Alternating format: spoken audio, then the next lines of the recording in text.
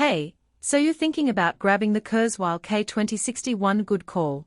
But let's make sure it's the right one for you before you hit buy. I've spent some time digging into what this thing actually does in real life, not just what the box says. And I'll tell you straight up where it shines and where it might leave you wanting. Link is in the description if you want to check the product details on Amazon. First off, this isn't your grandpa's basic keyboard. The K2061 is a full-on synth workstation built around Kurzweil's V.A.S.T engine, which basically means it's not just playing sounds, it's building them from the ground up. If you're the type who wants to tweak oscillators, mess with FM layers, or stack up to 256 notes of polyphony without dropouts, this thing's got the headroom. But if you're just looking to play piano sounds or stream simple MIDI chords, you might end up paying for features you'll never touch. One thing that stood out to me is the sound set. Kurzweil's classic K2 series programs are in here, and they are not just throwaway presets.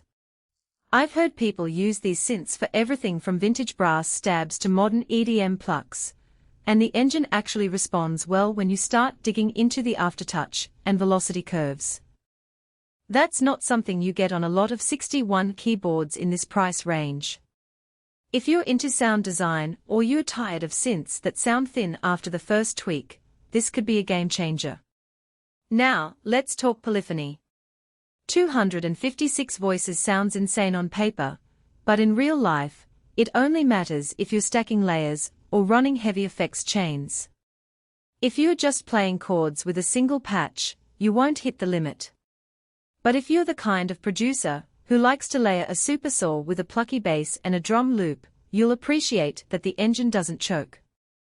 I've seen users on forums say they've run multiple instances in a DAW without glitching, which is more than I can say for some competitors that claim similar specs, but fall apart under load.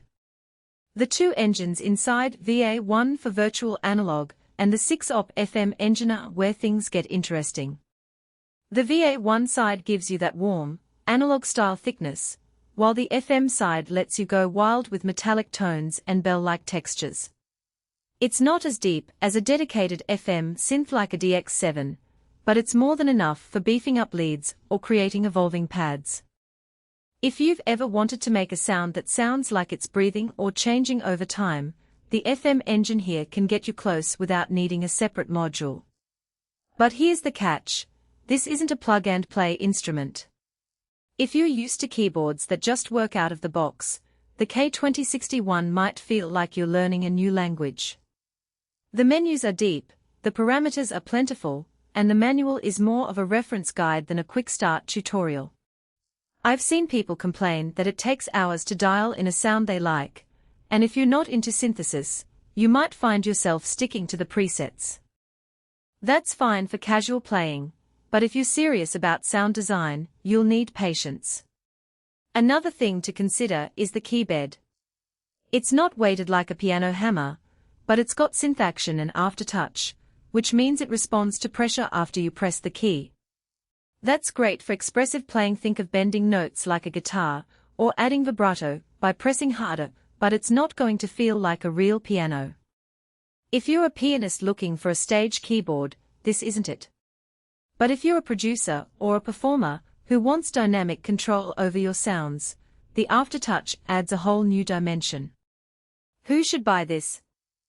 If you're a producer, a sound designer, or a performer who wants a synth that can do more than just playback samples, this is a solid pick. It's especially good if you're into retro sounds, but want modern flexibility.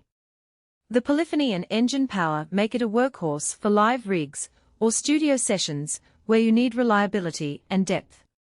Who should skip it? If you're a beginner who just wants to play chords or record simple MIDI, you'll be better off with something cheaper and simpler. If you're not interested in tweaking sounds or learning synthesis, the presets alone won't justify the price. And if you need a piano-like feel, the keybed here won't cut it. The biggest strength of the K2061 is its sound engine. It's not just a keyboard, it's a playground for creating and manipulating sounds. The weaknesses: the learning curve and the fact that it's overkill for basic tasks. But if you're the right person, those trade-offs are worth it. So, if you're ready to dive into synthesis and want a synth